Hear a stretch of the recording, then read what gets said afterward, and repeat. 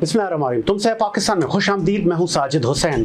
मजबूत मुस्तहकम पाकिस्तान पर हम बात करते हैं किस तरह मुल्क मिल्लत की तामीर और तरक्की में हमने अपना किरदार अदा करना है। ताबीर और तरक्की का सफ़र क्या अब दुरुस्त सिमत आ जाएगा? IMF के साथ मामला तय हो गए, लेकिन अब एक और महाज हुकूमत के लिए होने जा रहा है। अपोजिशन की जमातें ईद के बाद बड़ी अपोजिशन करने जा रही हैं, रैलियाँ और जलसे निकाले जाएंगे। अब क्या वाकई इस्लामाबाद फिर से मफलूज होगा? क्या इन रैलियों से पाकिस्तान की मईशत को कितना नुकसान है? मुल्क में जब पॉलिटिकल स्टेबिलिटी नहीं होती तो फॉरेन इन्वेस्टर मायूसी का शिकार होता है। मुल्क को कितने नुकसान होते हैं, जमहूरियत को कितना नुकसान है। फिर कहा यह जाता है कि जमहूरियत का हुस्न है, रैलियाँ होनी चाहिए, जलसे होना चाहिए, कोई पाबंदी नहीं, कोई डिक्टेटरशिप नहीं है। हुकूमत किस सिमत बैठेगी और अपोजिशन को मनाने में कामयाब होगी या नहीं? असद कैसर ने वाज़ेह बता दिया कि ईद के बाद दमादम मस्त कलंदर। अब इसमें बहुत इम्पोर्टेंट किरदार मौलाना साहब का है। क्या मौलाना माजी में तो वो मना लिए जाते हैं, क्या इस बार भी ऐसा होगा? मौजूद पे बात करने के लिए मेरे साथ मौजूद है, आप सिंध के सदर हैं, लेबर विंग के। आपका ताल्लुक पाकिस्तान तहरीक इंसाफ से। राना आज़म ने ज्वाइन किया PTI से। बहुत शुक्रिया राना साहब, आपने टाइम दिया। उनके साथ सीनियर एंकर पर्सन और सीनियर जर्नलिस्ट भी हमारे साथ मौजूद हैं, ज़ुहैब जरदारी साहब ने मैं ज्वाइन किया। बहुत शुक्रिया ज़ुहैब, आपने भी टाइम दिया। आगाज़ करते थे सर ज़ुहैब से। ज़ुहैब, आप कैसे देख रहे हैं मौजूदा हुकूमत को? ये रैलियाँ कितना टफ टाइम देंगी? देखें, पाकिस्तान की जो सियासी तारीख है वो इन दोनों चीज़ों से भरी पड़ी कि हुकूमत भी साथ साथ चल रही होती है और एजुटेशन भी साथ साथ चल रही है।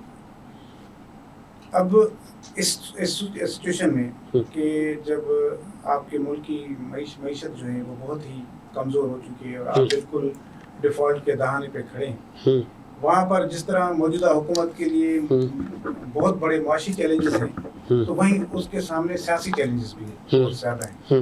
और सियासी चैलेंजेस इस तरह हैं क्योंकि जिस तरह की पार्लियामेंट और जिस तरह की इलेक्शंस आए हैं, कि इस तरह के इलेक्शंस जो है वो हमने पहले कभी नहीं देखे। तो जिस अंदाज से वो चीज़ें आई हैं उसमें बिल्कुल वो दो राय नहीं है कि जो इलेक्शंस की जो क्रेडिबिलिटी वो हम शायद सोच रहे थे कि 13 की बनिस्बत जिस तरह हमने 18 में उम्मीद की थी, तो जैसे 13 में हुए फिर 18 में हुए और फिर जो 24 की जो सूरत हाल हुई वो कोई खासी अच्छी नहीं, मायूस कौन रही।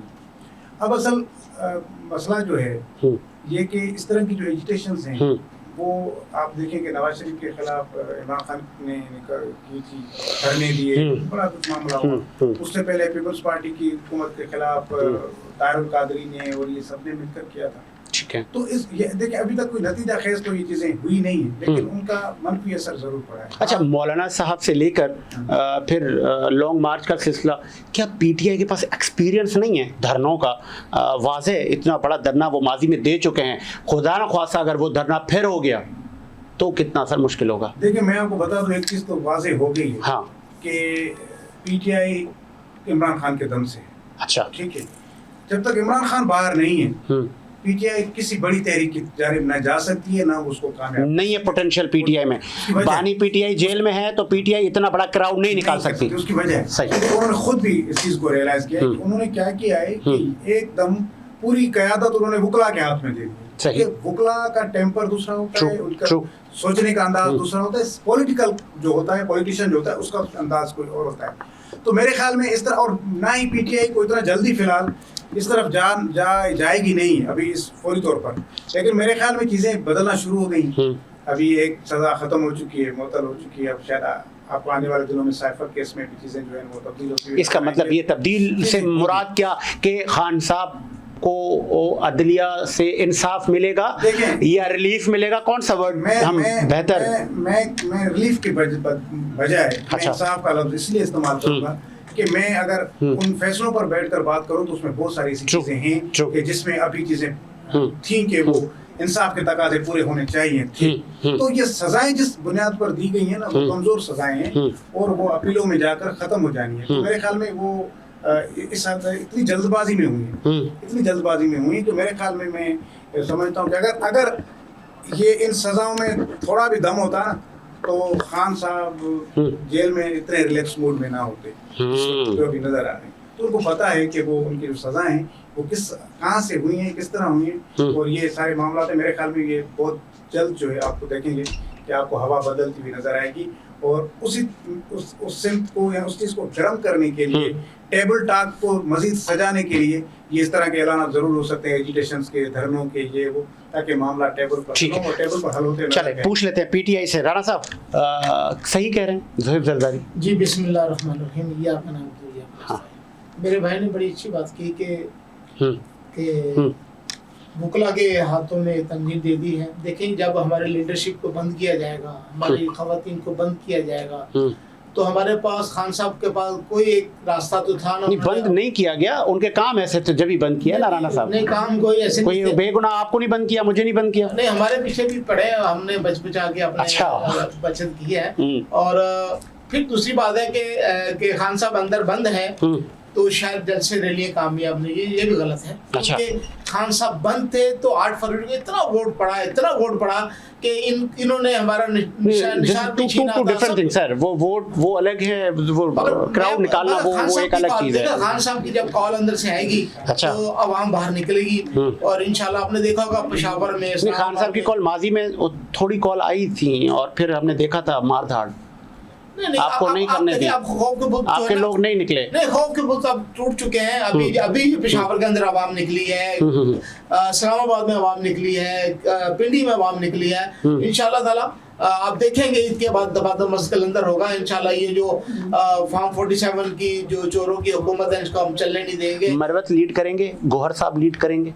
नहीं, गौहर साहब लीड करेंगे क्योंकि हमारे जिसको जो चेयरमैन जो है, जिसको खान साहब ने नामजद किया है, वो गौहर खान साहब है, वो लीड करेंगे सर। और अगर हुकूमत ने एक्शन ले लिया तो फिर जो बचे हुए लोग हैं वो भी जेलों में। तो हम घबराने के लिए वाले ही नहीं है। अच्छा, क्या करेंगे? तो पहले इतने 15,000 के करीब हमारे वर्कर उन्होंने बंद की, क्या कर लिया? 8 फरवरी को उसको हमने रिजल्ट दे दिया। इंशाल्लाह ताला अभी भी इनको ऐसी शिकस्त देंगे, इनकी नस्लें याद करेंगे। नहीं तो आप क्या चाहते हैं? बस हुकूमत को गिरा दे? क्या चाहते हैं? हम ये क्या चाह रही है पीटीआई? क्या ये टाइम दुरुस्त है? नहीं टाइम। आपका जो वोटर है वो भी मुआशी क्राइसिस में है, तो आप उसको ये सलाह देंगे हुकूमत, एक जमहूरी हुकूमत को? फिर आप देखो, वोटर ने वोट इसीलिए दिया था कि आप इनकी हुकूमत गिराएं, इनकी हुकूमत कराएं, इनके खिलाफ जो है एक्शन लें। हाँ, क्योंकि इन लोगों ने जो इस मुल्क के साथ किया, इस अवाम के साथ किया और इस मुल्क की मैशत तबाह बर्बाद कर दी।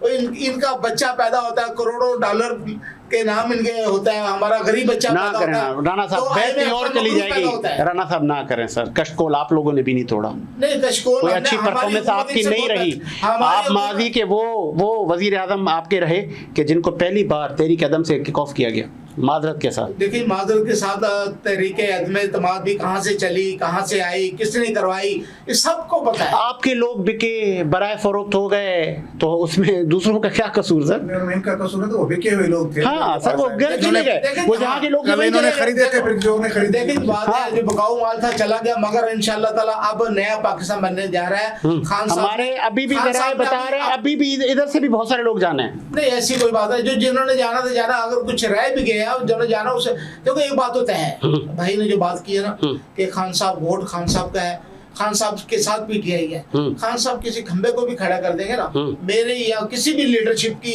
गौर खान की कोई औकात नहीं है, मेरी कोई औकात नहीं है, अली माशे की कोई औकात नहीं है।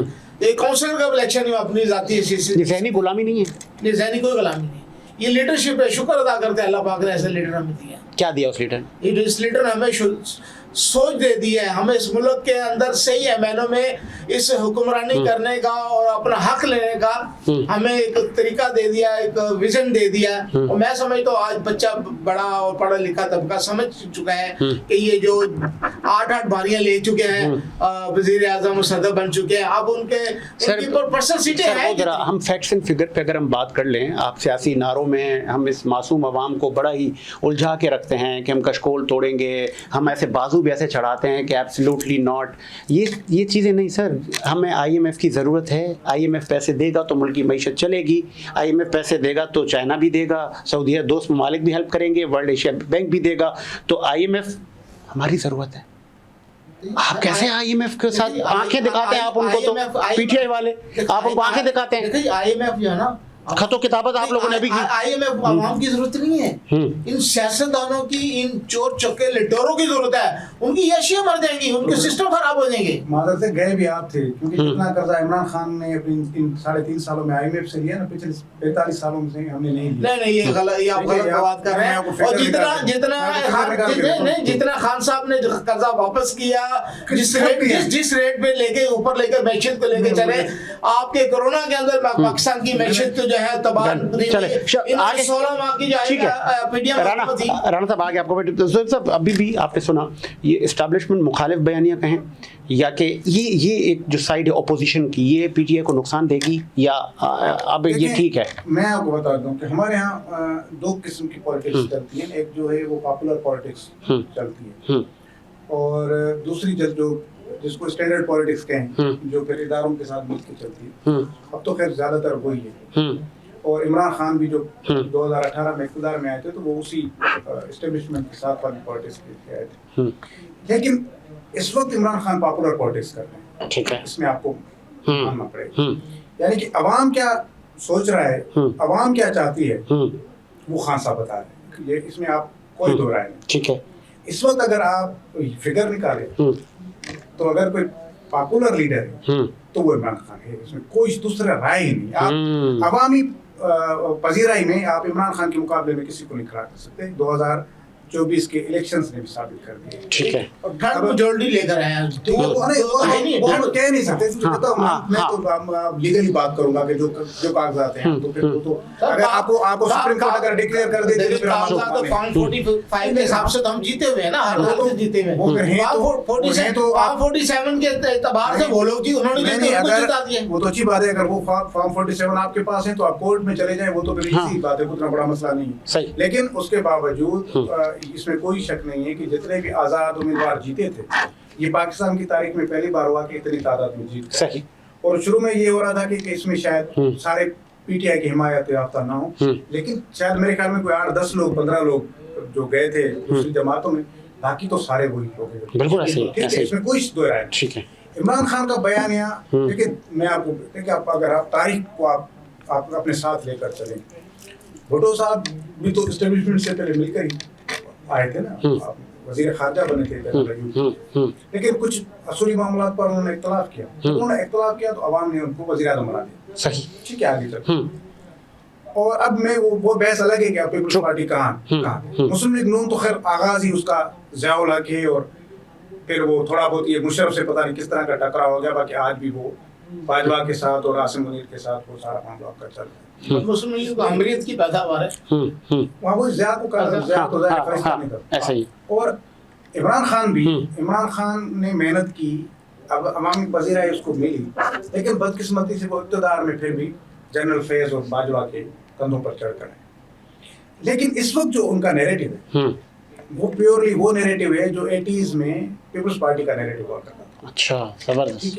भुट्टो की फांसी के बाद, बेनजीर भुट्टो की जलावतनी के बाद पाकिस्तान के अंदर अगर कोई एंटी एस्टेब्लिशमेंट नैरेटिव था तो वो था 80s में, और उसके बाद अब है। अब कुछ ज्यादा इसलिए है क्योंकि अब सोशल मीडिया आ गई है, डिजिटल मीडिया है, सारी चीजें। उस वक्त एजिटेशन होती थी, एहतजाज होते थे, मीडिया पर इतनी पाबंदियां नहीं थी, पीटीवी था, अपनी मर्जी से खबरें, लेकिन अखबार की चीजें छप जाती थी। सही, इतना सेंसर्ड मीडिया नहीं था। आजकल तो बहुत ही सेंसर्ड है, आजकल इस तरह की चीजें नहीं छपती। तो अब गलती उनसे कहाँ हुई है? वो जज्बात में जो वो 9 मई को जो गलती कर बैठे, जिसकी वजह से उसका कारकुन भी डिफेंसिव हो गया, तो लीडरों को छुपना पड़ गया। ठीक है, पीपल्स पार्टी ने जब एजिटेशन कराई तो उनके वर्करों ने भी कोड़े खाए, लीडर भी जेल में पड़े। सही, कोई छुपकर भाग करते नहीं गया, ना किसी ने मुल्क छोड़ा।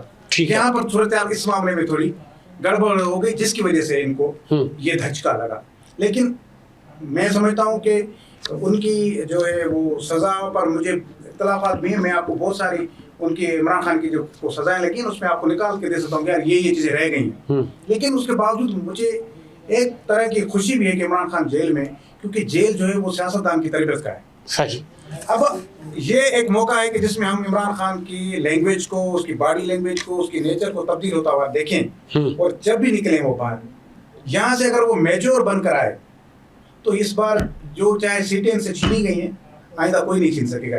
बाहर आने के बाद अगर वो मेजर पॉलिटिशियन बन के आते, अगर वो रियल में नेल्सन मंडेला बनकर आते, अगर उसी अप्रोच के साथ अगर को हटा के आपका तजुर्बा क्या कह रहा है? अब मैं उसमें कुछ नहीं कह सकता, क्योंकि अभी तक उनकी जो फैसले हैं ना वो बदकिस्मती से सियासी वाले तरीके वाले नहीं। मिसाल का आपको बता देता हूँ, 16 माह की हुकूमत थी ना पीडीएम की, बदतरीन 16 माह थे, ठीक है। लेकिन इनकी गलती क्या हुई, इन्होंने असेंबली से इस्तीफे दे दिए, निकल के चले गए। भाई आप बैठते असेंबली के, आपके पास इतनी तगड़ी अपोजिशन थी वो 16 माह की कि इनको आप सांस भी नहीं लेने देते। भाई बेनजीर भुट्टो 18 मेंबरान के साथ भी उसने नवाज शरीफ की अपोजिशन की थी, आपके पास तो फिर भी 100 से ज्यादा थे, आप तो इनका जीना हराम कर सकते थे।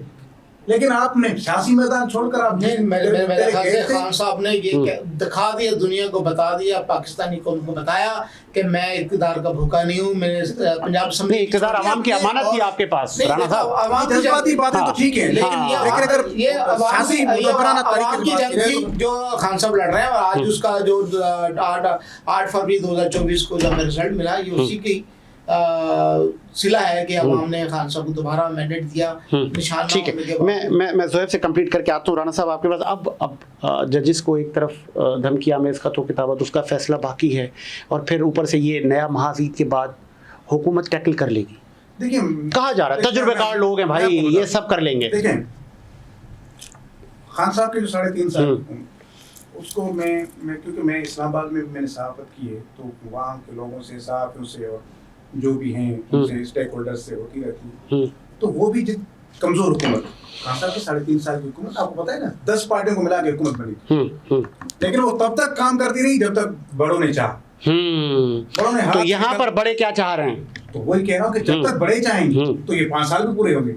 अच्छा, अगर नहीं चाहेंगे तो फिर 5 महीने भी बड़े हैं। नहीं तो वो बड़ों को राजी कैसे रखा जाए? ये हुकूमत रख पाएगी? इजी फार्मूला है। अब ये मैं राणा साहब आपको बैठ के बताएंगे, वो राजी तो जग राजी, भाई उनको राजी करो तो फिर कोई मसला ही नहीं है ना। अब ये कोई बताने वाली तो फिर नजरियाती इख्तलाफ जैसे खान साहब के हो गए। कल तक खान साहब कहते थे कि बाजवा और हम ऐसे हैं, फिर फटा हो गया, लड़ाइयाँ हो गई, झगड़े हो गए, फिर वही बाजवा उनके लिए बुरे हो गए। अच्छा, ये मैं मजेदार बात बताऊं कि ये कोई ऐसा इख्तलाफ, क्योंकि माजी है, सेम पेज की जो बात होती है ना, हाँ, तो वो होता तो सेम पेज है, लेकिन फिर वो मैं वही आपको लेकर आ रहा हूँ। जब कहते हैं कि यार हुकूमत और एस्टेब्लिशमेंट हम सेम पेज पे, हाँ, तो मैं कहता हूँ हाँ सेम पेज तो है, लेकिन ये पेज जो होता है ना वो शुरू कहीं और जगह से होता है, खत्म किसी और जगह पे होता है। अगर आपकी बात सफ़े के शुरुआत में आ रही है, आगाज में आ रही है, और मेरी बात सफ़े के आखिर में आ रही है, तो हम एक सफ़े पर तो हैं, लेकिन जगह हमारी एक नहीं है। वो फासला तो है ना, वो भी एक पेपर आपके पास पड़ा है, एक पेपर का ऊपर वाला ऐसा है, एक नीचे वाला ऐसा है, पेज एक ही है, पेज एक ही है। लेकिन अगर आपकी बात ऊपर लिखी जाएगी, मेरी बात नीचे लिखी जाएगी, तो मतलब फासला तो है ना। तो वो जो एस्टैब्लिशमेंट के साथ अच्छे मरासिम की जो हम बात कर रहे हैं, जो हर हुकूमत के होते हैं, फिर बदकिस्मती के साथ 2.5-3 साल बाद बिगड़ना शुरू होते हैं। हाँ। इस बार भी ऐसा ही होगा। इस बार देखें, अगर नवाज शरीफ होता तो फिर काफी इम्कान थे। शहबाज शरीफ किसी हद तक इन चीजों से और फिर साबिक सदर और मौजूदा सदर आसिफ अली जरदारी अगर हों तो फिर तो मेरे ख्याल में जरदारी साहब की मौजूदगी में एक चीज तो क्लियर है कि जरदारी साहब की मौजूदगी में ये होगा कि खामखा कोई पीटीआई पर इतने अब जुल्म वगैरह नहीं होंगे, क्योंकि वो उनके मुखालिफ रहे हैं कि कोई किसी को सियासी कैदी नहीं बनाते।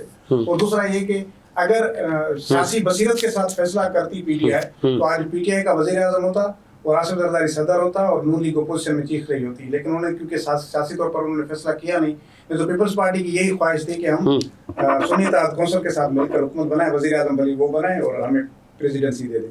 लेकिन इस इम्कान को मैं आखिर तक रद्द नहीं करूँगा।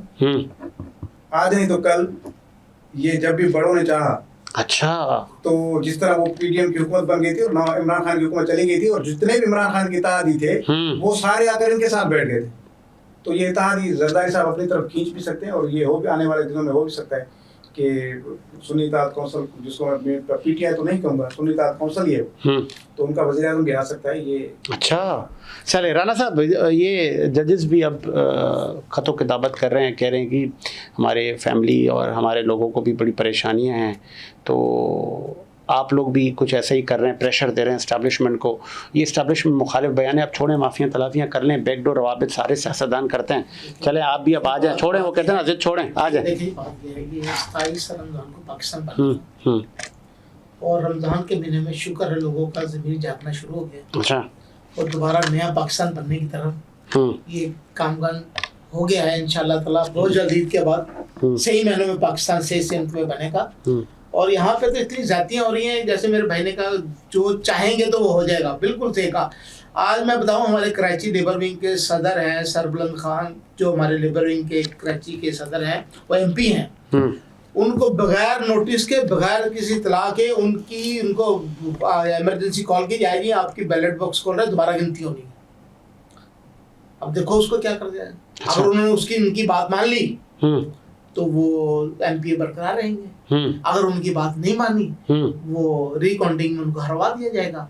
तो अपने मन पर्सनल आदमी को उसको बाहर कर दिया। और पूरे पाकिस्तान में हमने एप्लीकेशन लगाई है, कहीं PTI की या सुन्नी इत्तेहाद कौंसिल की भी रिकाउंटिंग नहीं हुई, कहीं तहकीकात नहीं हुई है। एक आदमी जो है अननोन बंदा नहीं, माजी में खान साहब ने कितनी डब्बे खुलवाए हैं। बात करो सर, माजी की बात छोड़े, अभी कानून तो है ना सर, आप लोगों ने भी तो इसका बड़े अजर लिए हैं। अभी कानूनदान भी जाना शुरू हो गया इंशाल्लाह ताला। हमारे वकला जो बरादरान है, ईद के बाद मस्कल अंदर होगा, आप देखेंगे वकला तहरीक ऐसी चढ़ेगी। सर पंजाब में ना सर पंजाब की CM है मरियम, और मरियम नवाज से जरा PTI वाले आप लोग बच के रहें, ऐसा ना हो कि जो बचे हुए लोग हैं आप लोग। 9 मई का जो वाकया हुआ था उसके पीछे भी मरियम नवाज साहब थी।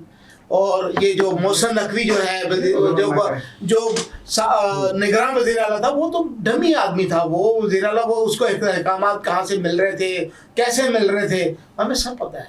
और उन्होंने पूरा प्लांडेड मामला किया था। बड़ी पावरफुल CM है और विफाक की बड़ी सपोर्ट है पंजाब। सबसे बड़ी पावर अल्लाह की जात है, उसके बाद पाकिस्तानी कौम है। और पाकिस्तानी कौम अब जान चुकी है, इनका चेहरा पहचान चुकी है। ये चोर चके फ्राडी अब चलने वाला है, ये कार्ड खत्म हो जाएगा इंशाल्लाह। अच्छा, आगे बढ़ाते हैं सिलसिले को। ज़हर साहब, अली अमीन गंडापुर और KP की हुकूमत कह रही है कि 18वीं तरमीम उनको बड़ी याद आ गई है, बड़ी इसकी मुखालफत हुआ करती थी। वो कह रहे हैं हमें फंड्स नहीं मिल रहे, हमें विफाक हमारे साथ ताउन नहीं कर रहा, सपोर्ट नहीं कर रहा, तरक्याती मंसूबे हम कैसे दे पाएंगे। ये दुरुस्त है, ये इल्ज़ाम है? देखिए, एक चीज़ तो ये है कि इसमें कोई दो राय नहीं है कि 18वीं तरमीम के बाद सूबे किसी हद तक जरूर बाख्तियार और खुद मुख्तियार हुए हैं। काफ़ी मामला क्योंकि सूबों के पास आ गए।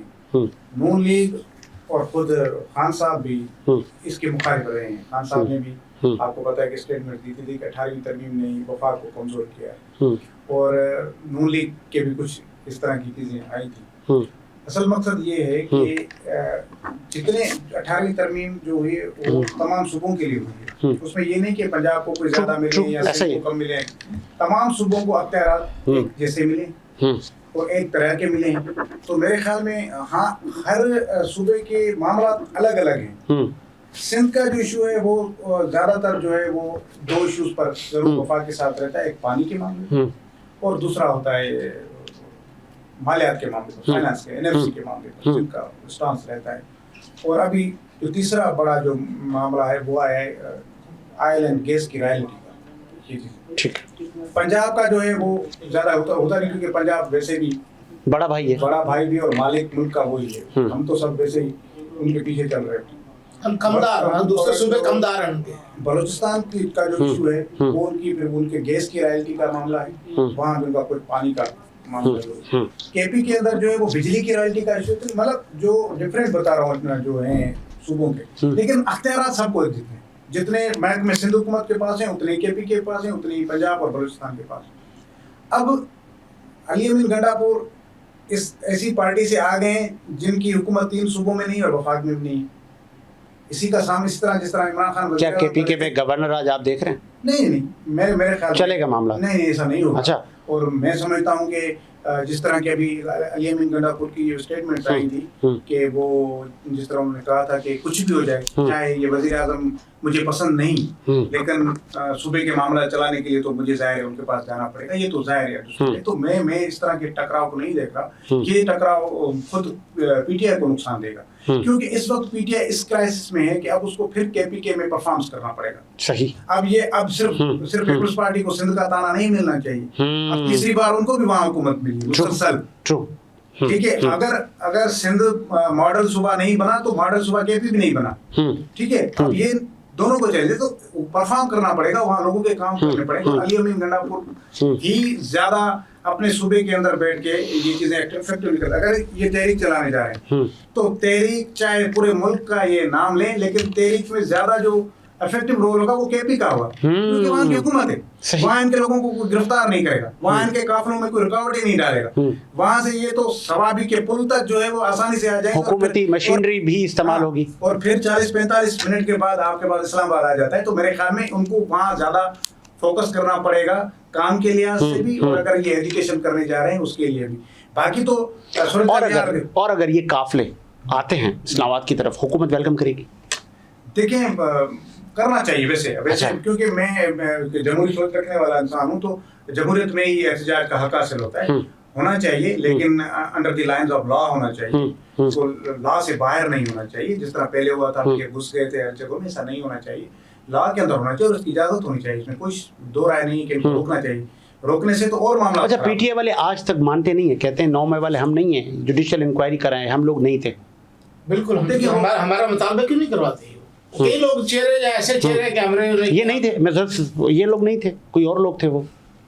देखें, वो उनकी वॉइस रिकॉर्ड होती हैं, इनके सारे यहाँ पर हलीमा आदिल शेख डंडा लेकर बाहर खड़ा होता था। ट्रू, सुनिए ने देखा, सबने देखा। तो इस तरह के कितने, यास्मीन राशिद थी, वो दूसरी थी जो लोगों औरतों को लेकर जा रही थी लाहौर। यास्मीन राशिद ये भी तो मना करे कि उस तरफ ना जाएं, नहीं, आप लेकर जा रहे हैं, ठीक है, आप मोब लेकर जा रहे हैं आपको। अच्छा देखिए, आवाम को उकसाया मोब लेकर जाएंगे। फैसलाबाद के राणा सनाउल्लाह के घर पे रेंजर लग सकती है, पुलिस लगती थी, उनको एक बल्ब नहीं उनका टूटता। क्या अपना कोर कमांडर हाउस में पुलिस कहाँ थी फोर्सेस, कि उन्होंने इतनी क्लियरली रास्ता दे दिया कि आप जाएं और तोड़फोड़ करें? तो वो देखो, पहले से इन्होंने प्लान किया हुआ था, पहले से लोग मौजूद थे। अपने लोगों पर तो गोली नहीं चलाएंगे ना, और तो एहतजाज के, तो अगर आप हमले के तौर पर हथियार लेकर जाते तो फिर आप जिंदा आते, तो फिर मैं मानता नहीं। लेकिन अब एहतजाज पूरा उम्र हमारे एहतजाजियों के ऊपर लेडीज की खबर, इनको कितने इन्होंने की है। और सर, मैंने जो फुटेजेस देखी हैं इन गुनहगार आंखों से, आपने लॉ एनफोर्समेंट एजेंसीज के बावर्दी जवानों पे डंडे मारे हैं, गालियां दे रहे हैं उनको, उनके बेडरूम तक। हमारे लोग थे ही वो, हम तो कौन लोग थे वो? पीटीआई के झंडे थे उनके हाथों में। ये भी होता है, बिल्कुल कहता हूं कि हो जाता है। पीटीआई स्मोक को कंट्रोल करना तो उनकी जिम्मेदारी। पीटीआई के झंडे जिन्होंने पकड़े थे वो एमएनए नून लीग बना रही है, उनको एमएनए बना रही है नून लीग, इसकी इंक्वायरी नहीं हो रही भाई। ये तो उधर 9 मई को झंडा पकड़ के जा रही थी खवातीन, इसको आपने एमएनए बना दिया। चलो ठीक है, आगे बढ़ाते हैं। देखो 9 मई का जो पहली बरसी होगी या सालगिरह होगी, जो भी आप कहें, उस पे ये फिर दोबारा निकलने का प्रोग्राम बना रहे हैं। सर, इतला तो यहाँ तक है, 9 मई को बहुत सारे लोग सोग के आलम में होंगे, बड़े बड़े सेमिनार मुनक्किद किए जाएंगे, और इन पर मैं नहीं कहूँगा, इन्वर्टेड कौमात में लानतान होनी है कि इन्होंने ये लॉस किया, हमारे जो अफवाज के जो शुहदा थे उनके मुजस्मों तक तोड़ा, इन्होंने हमारे दुश्मन ममालिक को खुश किया। खान साहब हमारे कहते हैं फौज मेरी है, अब कहते हैं नहीं, पहले शुरू से कहते हैं फौज मेरी है। आपको पता है आपको हमारी फौज जब वो कितना हमारा सपोर्टर वोटर फौज के अंदर है 90%, तो हम उसको क्यों पढ़ा करें? मीर जाफर मीर सादिक से ये कहानी शुरू हुई थी राणा साहब, और फिर चौकीदार जब चौकीदारी छोड़ देगा, डर्टी यार ना करें। अच्छा, वैसे माफी मांगेंगे कौम से कि यार ये हम लोगों ने सियासी मिस्टेक ना करते तो आज ये असर ना होता। सर हम क्यों माफी, हम कौम को पता है, कौम अगर हम गलत होते कौम हमें मैंडेट ना देती, इतना वोट दिया कौम ने, हक अदा कर दिया, हम गलत नहीं है। अगर गलत होते, ये कौम बाशोर है, पढ़ी लिखी कौम है। अब ये 92 वाली कौम नहीं है, पढ़े लिखे बच्चा भी है, ये जो मोबाइल है ना, और उनको आप सिखा रहे हैं कि इतने बड़े मनसब पे बैठने वाले बावर्दी नौजवानों को आप मुगालजात बकें, आप सोशल मीडिया पे ट्रेंड चलाएं। वो देखो, तो आप खुद तो कह रहे हैं अभी, सर बात ये है, आपने खुद कहा कि अभी वहाँ पे नून लीग की जो सोशल मीडिया टीमें हैं, वो जो ऐसे पेड वर्कर उन्होंने रखे हैं, वो वर्चुअल जलसे कौन करता था? आप लोग नहीं करते थे अभी कुछ दिन पहले? जलसे बिल्कुल किए, अगर उन जलसों में कभी भी उन जलसों में मार्च निकाल सकते हैं, एहतजाज कर सकते हैं, लोग हैं इनके पास, लेकिन 2014 वाली कहानी नहीं होगी, अब नहीं होगी। चलें आगे बढ़ते हैं, नेक्स्ट स्टोरी पे आते हैं। तो बाहर आ जाते हैं तो कोई शक नहीं कि वो। चलें नेक्स्ट स्टोरी पे आते हैं। ज़ोएब, वज़ीर आज़म शहबाज शरीफ साहब और मौजूदा काबीना कुछ अवामी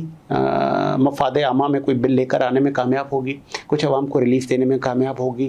कहा यह जा रहा है जो लाए हैं बड़े वो बेहतर करके जाएंगे।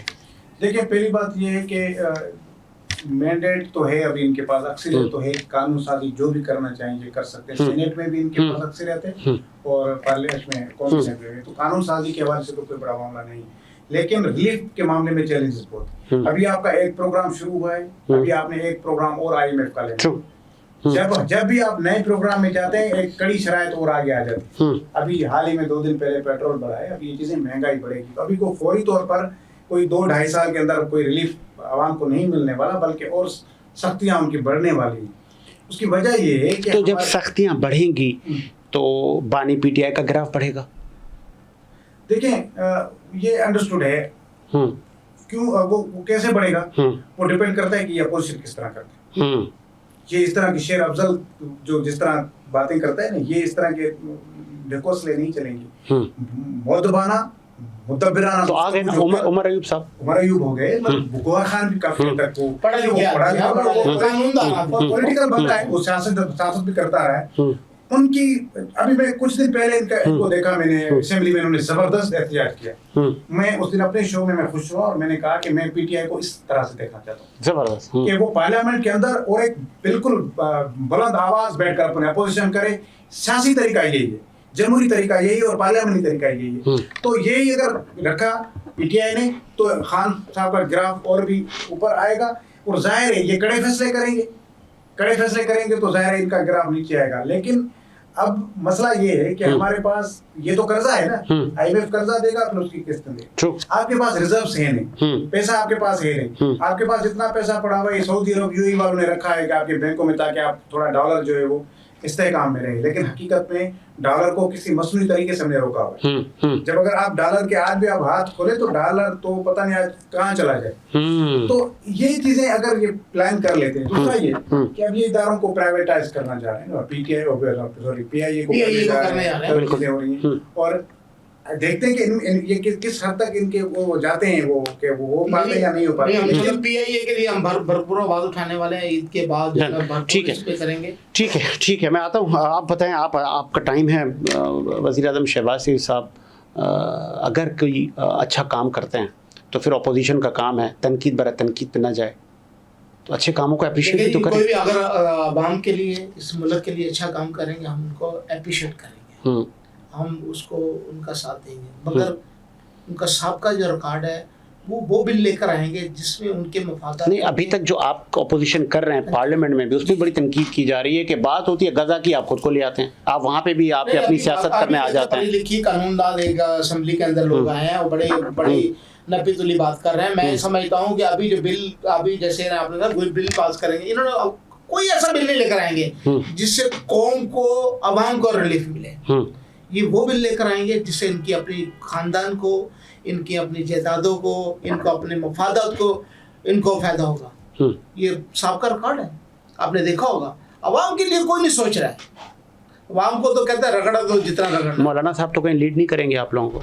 नहीं मौलाना साहब लीड हमारे इत्तेहादी हो सकते हैं, लीड नहीं कर रहे। लीड हमारा सिर्फ जो खान साहब ने जिनको अच्छा वैसे आप लोग मेरा सवाल है जैसे, क्योंकि अभी खान साहब जाहिर इतनी पॉलिसी मेकिंग में तो नहीं बैठे हुए, तो जाहिर है तो वो तो हर लिहाज से क़यादत को सपोर्ट करेंगे। मैं ये कह रहा हूँ कि जब आप अपने बदतरीन मुखालिफ हज़रत रहमान के साथ बैठ सकते हैं तो फिर पीपल्स पार्टी नून लीग के साथ क्यों नहीं?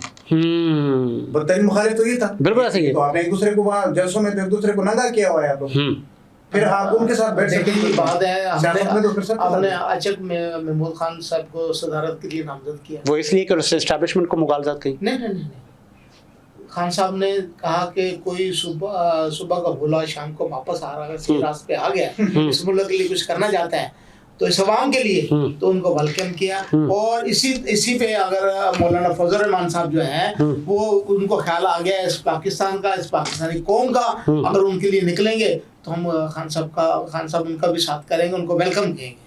मतलब ये कि PTM की हुकूमत को ये तनकीद का 16 माह की PTM को तनकीद का निशाना बनाएंगे फजल रहमान के साथ बैठकर, जो PTM के उस वक्त सरबराह थे। तो ये पूछेंगे नहीं आपसे लोग कि आप क्या कर रहे हैं? देखो मौलाना इखलाकियात होती है। मौलाना फजल रहमान हमारी जो जंग है, सिर्फ मौलाना फजल रहमान आप लोग कह रहे हैं, मुझे बहुत अच्छा लग रहा है मुझे याद है मेरे शोज में डीजल ये कहा करते थे आप लोग। हाँ देखिए जी बाबू, अगर सुबह का भूला हुआ शाम को वापस, और मैं तो अब ये कहूंगा आप अभी गलत नाम ले रहे हैं। आप ये कहें हजरत मौलाना, बड़े मुहज़्ज़ब अंदाज से उनका आप नाम लें। हाँ अब आप कहने लगे आप लोग गालबन। चले आप सिंध पे आ जाते हैं। लास्ट स्टेट मेरे पास सिंध में पीपल्स पार्टी से चौथी बार आ गई, कैसा देखते हैं? फलता फूलता सिंध।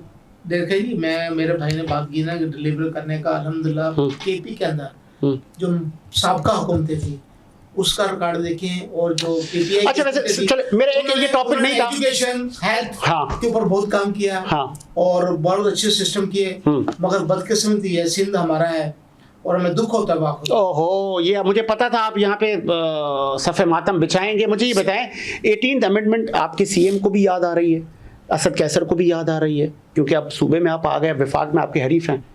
तो कल तक तो आप कहते थे 18th अमेंडमेंट बड़ी गलत, इसमें मज़ीद तरमीम होनी चाहिए और बड़े मामलात हैं, इख्तियारात मज़ीद ग्राउंड में होने चाहिए। उस वक्त आप कभी जिना हॉस्पिटल को टेक ओवर किया करते थे, कभी कुछ कर दिया करते थे।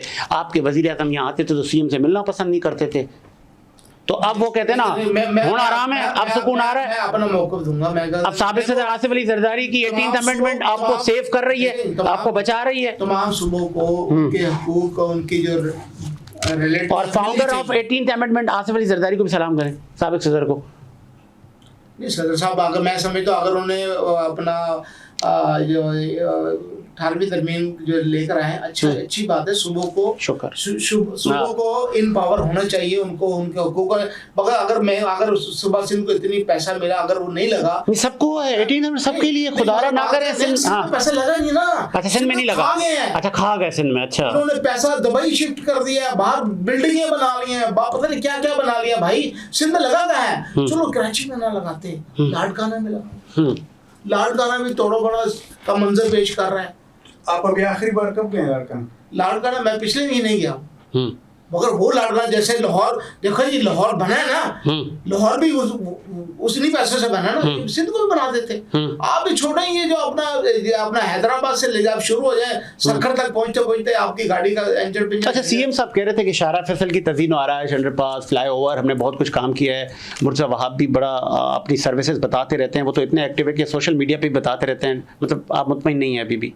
नहीं, हम बिल्कुल नहीं। अच्छा चले, अगर परवेज मुशर्रफ के दौर में काम हुए, अच्छा बहुत अच्छे काम, उन्होंने पूरा कराची बनाया। उस परवेज मुशर्रफ के दौर में कराची बनाया। एमक्यू ने बना, फिर एमक्यू को भी अप्रिशिएट करें ना, वो मुस्लिम नहीं मैं एमक्यू में चाहे जमात इस्लामी जो है वो काम पे लगा के चली गई थी।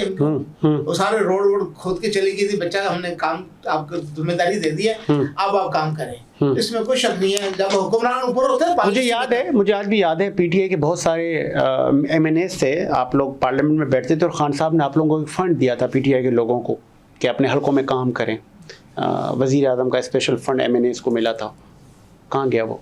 कहाँ गए वो आपके एमएनएस? आप देखें, आप मलीन में चले, जब इनकी हुकूमत थी। नहीं मलीन में चले जाएं और नॉर्थ नाज़माबाद में चले, नॉर्थ कराची में चले, जितना फंड मिला है उतना काम हुआ है। अच्छा अल्लाह का शुक्र है, काम हुआ है इनका, जितना फंड मिला है। 1100 अरब रुपए की बात की थी और उन्होंने कमेटी बनाई थी 1100 अरब रुपए में। गवर्नर और असद उमर थे उसको लीड कर रहे थे, आपको याद हो। 1100 अरब रुपए में कराची के लिए दूंगा और उस पर एक कमेटी बनाई थी।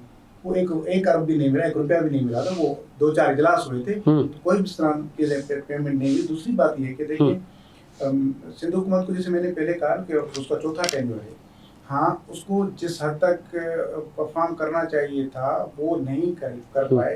लेकिन इस तरह भी नहीं है कि हम कहें कि उन्होंने कुछ नहीं किया। अब मैं देखें, मैं कोई सिंध हुकूमत का तर्जुमान नहीं हूँ, वो तो जाहिर है आपको सिंध हुकूमत का बंदा बिठाना चाहिए।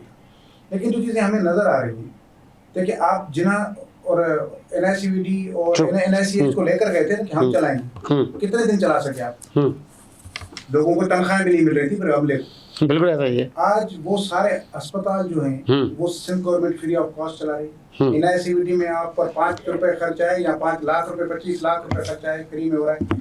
देखिए आप कराची भी तो सिंध है ना, बिल्कुल ऐसा ही कैपिटल है। यहाँ पर मुझे बताएं पूरे मुल्क से पेशेंट्स नहीं आते इलाज के? बिल्कुल आते हैं, सबका फ्री ऑफ कॉस्ट इलाज होता है। मेरा तो लाहौर में नहीं होगा फ्री ऑफ कॉस्ट इलाज। अगर मैं, अच्छा होगा क्या? मेरा कौन करेगा? कि भाई आप सिंध से हैं या कोई है ही नहीं वहाँ पर, कुछ ना कुछ तो देना पड़ेगा। यहाँ ट्रामा सेंटर में चले जाएं, SIUT में चले जाएं, इंडस में चले जाएं, आप जितने बड़े बड़े अस्पताल हैं, NICVT तो हर डिस्ट्रिक्ट में इन्होंने बनाया, फ्री ऑफ कॉस्ट।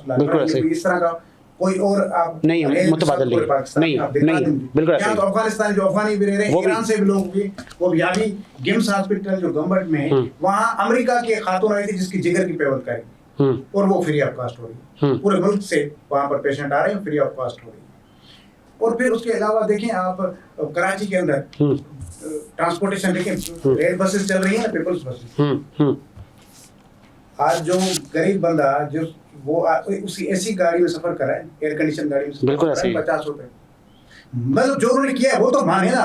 मैं कहता हूँ कि करप्शन है, करप्शन पूरे पाकिस्तान में, पर पंजाब में को दूध की नदियां बह रही हैं। आपके गुजरात ने जिस तरह बेड़ा गर्क किया पंजाब का, आप खुद आज कह रहे हैं कि हमें पंजाब में अगर कोई बेड़ा गर्क हमारा हुआ है तो गुजरात की वजह से हुआ है, तो उसने भी कुछ नहीं किया। करप्शन तो पूरे पाकिस्तान के नस में पड़ा हुआ है, तो वो आप घुमा फिरा के सिर्फ पीपल्स पार्टी पे लान तान न करें, वो तो सबका काम है। वो मेरा बस चलता है, मैं करप्शन करता हूँ, आपका बस चलता है, पाकिस्तान को बाय बर्थ है, कमी मिला हुआ है।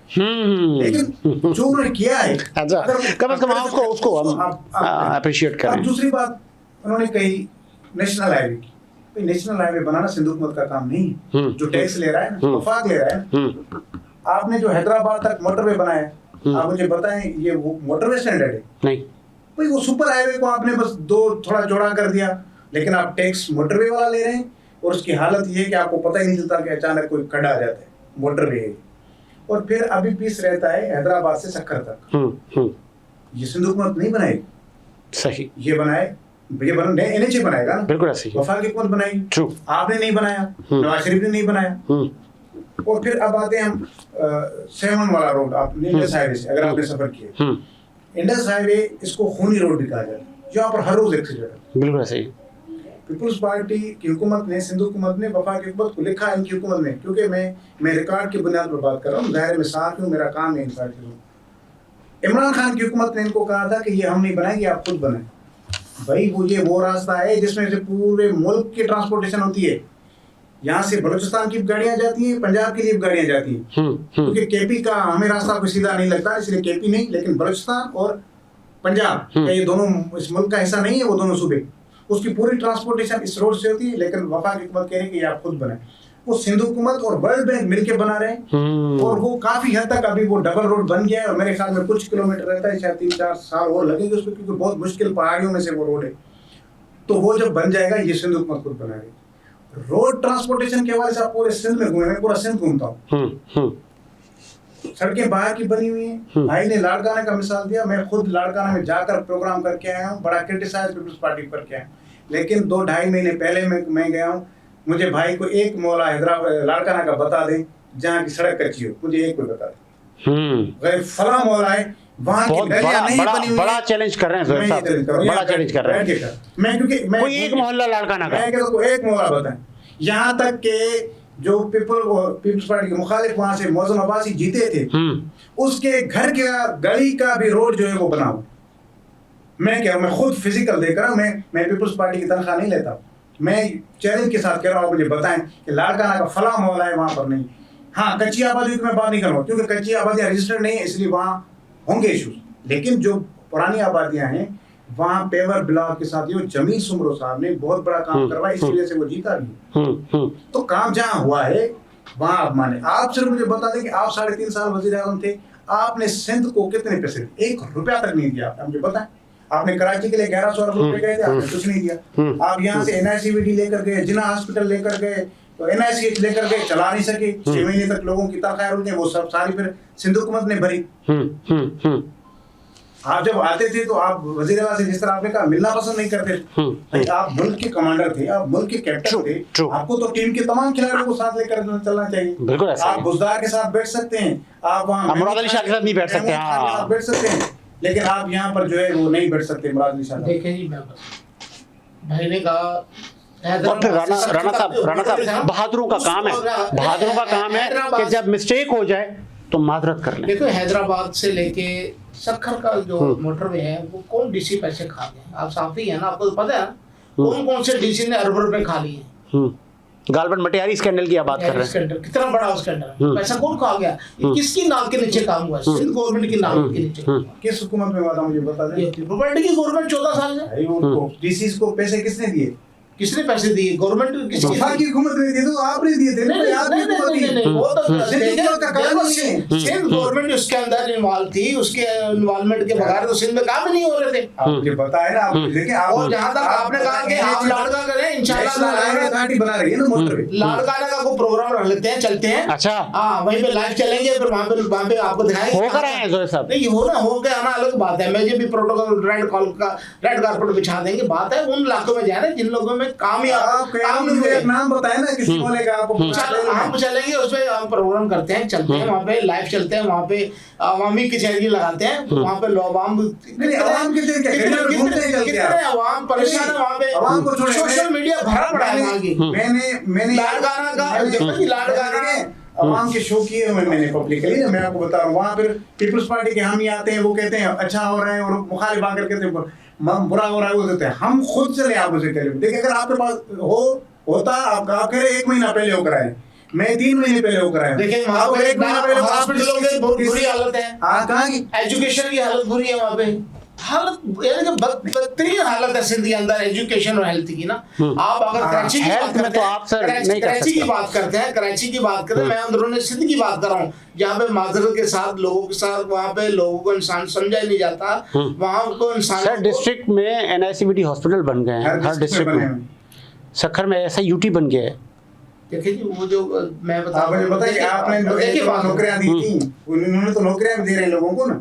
बिल्कुल दे रहे हैं, बेच रहे हैं लोगों को, कुछ बांट रहे हैं लोगों को नौकरियां। आप मेरिट पे देते हैं, आप मेरिट पे देते हैं, आप तो बैरेट के ऊपर हमने तो बड़ा कुछ दिया है। लोग हमारे साथ है ना, पूरा पाकिस्तान हमारे साथ है। बैरेट पे अगर हमने कुछ नया काम किया होता तो आवाम हमारे भाग होती, और हमारे जो नुमाइंदे जीते हैं वो नहीं जीतते। देखो इस बात का सबूत है। बात सिंध गवर्नमेंट की आप बात कर रहे हैं, यहाँ तक भाई सिंध गवर्नमेंट ने तो अभी जो इलेक्शन हुआ है, जिमनी इलेक्शन, आपने तो हमारे नुमाइंदगान को भी हुआ करवा लिया, आपको इलेक्शन भी नहीं लड़ने दिया। कहाँ पे?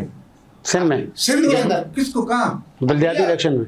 नौशहर किसको? अभी अच्छा, वो जो अभी आसफा की जो नशर, अच्छा जमनी ओके बाई इलेक्शन की वो बात कर रहे हैं अभी वो आसफा साहब, वो 260 ओके अच्छा गलत ले आए सर, आप गलत ले आइए, ये आप गलत लेकर आ गए। अब सुन ले मैं वो जब का गलत ले हमारे उम्मीदवार आप सुन लेना सर, सुन ले। हाँ, आपको नाम भी बता दें, मैं बता देता हूँ। वहाँ पर जो PTI के जो कैंडिडेट थे, सरदार शेरमुन दरिंदो और उनके बेटे मेरे जाती दोस्त हैं, और उनके फार्म रिजेक्ट हुए। जाहिर कुछ चीजें कम हो जाती तो सही, ठीक है। और जितने भी थे बाकी जो बचे थे, वो बचे थे आसपास बीबी के मुकाबले में 4, ठीक है। और वो चारों ही बंदे जो थे वो पीपल्स पार्टी की कवरिंग में थे, पीपल्स पार्टी के लोग, ठीक है। यानी अब्दुल रसूल बिरोही जो पीपल्स पार्टी की तहसील का सदर है, ठीक है, तो वो क्या आसफा बीबी के मुकाबले के लिए फॉर्म भरा है? वो तो कवरिंग पे खड़े होते हैं ना कि भाई देखिए मैं आपको बताता हूँ साइंस इलेक्शन की, मैं लड़ रहा हूँ जिस पार्टी से, तो मेरा भाई या दोस्त या वो आजाद रिसर्च में लड़ता है। वो क्यों लड़ता है? क्योंकि हमें वहाँ अपने एजेंट बिठाने होते हैं। मैं एक पोलिंग बूथ में अपना एक एजेंट बिठा सकता हूँ, सही, ठीक है। और अगर वहाँ मुखालिफ के 3 एजेंट बैठे हैं तो मेरे एजेंट की बात को वजन नहीं मिलेगा। तो इसलिए फिर अपने अलग कैंडिडेट खड़े किए जाते हैं ताकि हमारे वहाँ एजेंट ज्यादा बैठे। तो पीपल्स पार्टी के 4 कैंडिडेट और भी थे जो आजाद रिसर्च में थे, सिर्फ इसलिए कि हमारे वहाँ एजेंट्स जो है वो ज्यादा बैठे। लेकिन जो बाकी जितने लोगों के 8-10 लोगों के फार्म रद्द हुए, इनके विरुद्ध बाकी जो बच गए, वो एक तो थी आसफा भुट्टो, बाकी जो 4 आजाद थे उनका ताल्लुक पीपल्स पार्टी से था, तो उन्होंने जाकर विड्रॉ कर दिया। तो बात ही खत्म। तो फिर अब मुकाबले नहीं हुआ तो अगवा का तो मसला ही कैसा इलेक्शन है? जनरल इलेक्शन में फॉर्म रिजेक्ट नहीं होते। तो ये तो आप अपने कैंडिडेट से इलेक्शन में आप इलेक्शन कमीशन भी नहीं है, हुकूमत भी नहीं है, और बड़े साहब भी नहीं है, उन्होंने आना बहुत उनको जिताना ही था। ये तो आसान मसला है। फिर तो अगर आप समझते हैं कि आपके कैंडिडेट का फॉर्म गलत रिजेक्ट हुआ है तो भाई ऊपर हाई कोर्ट में आते हैं आप रद्द करे। बिल्कुल ऐसे ही आप अपील में जाते हैं, अपील में जाते हैं आप। क्यों नहीं गया हाई कोर्ट? बालकर की बात है। अभी अब देखिए गिरफ्तारियां पकड़ तकड़ सिलसिले शुरू हैं। नहीं, तो नहीं, और सिंध में नहीं है, सिंध में भी है। सिंध में इतना जुल्म हमारी लेडीज के साथ किया सेक्युलर पार्टी ने। कहाँ पे? कराची की लेडीज को सक्का वहां पे जैकोबाद जेल के अंदर बंद किया है। क्या नाम है उनका? जब ये आप जब जब की बात है, अभी की बात, ये 9 मई में जो 9 मई में जो हमारी एमपी जो है, हमारी एमपी जो है जीजाबाद से जो इलेक्शन लड़ी है, उनको घर से गिरफ्तार किया और जैकोबाद जेल के अंदर बंद किया जाके। वो जो 3 MPO के केसेस थे। नहीं, वो जो जलाओ घेराव भी हुआ था ना। हाँ, लेकिन भाई जाहिर है आप मिसाल तो किसी को गिरफ्तार कर रहे हैं, जहाँ कोर कमांडर हाउस महफूज न रहे तो वहाँ आपके जेल महफूज रह सकते हैं, कराची का लांडी जेल या सेंट्रल जेल। इसलिए उन लोगों को उन्होंने बाहर शिफ्ट किया कि भाई ऐसा As per law। आ जाए।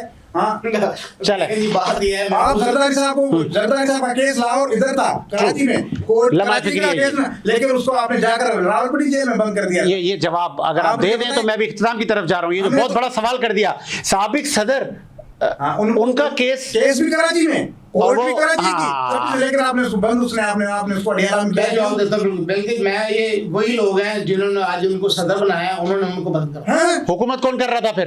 हुकूमत छोड़ दे, आप कर रहे थे सर। आप छोड़ दे। चले। उस वक्त भी जो चीजें इसका मतलब ये आज आप माने कि आप लोग नहीं थे, आप लोग वाकई सिलेक्टेड थे। नहीं, दूसरे के हमसे थे? आप खुद कह रहे हैं हम लोग नहीं थे उस वक्त। हम अवामी नुमाइंदे थे, हमको इसलिए तो खान साहब ने मुखालफत की है। किसकी?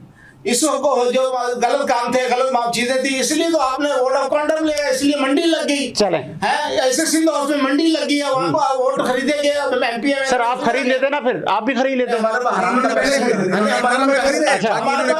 पैसा चले चले जी, इसी उम्मीद के साथ मेरा मुझे साजिद हुसैन को इजाजत दीजिए। मुलाकात होगी नए प्रोग्राम के साथ। अल्लाह हाफिज।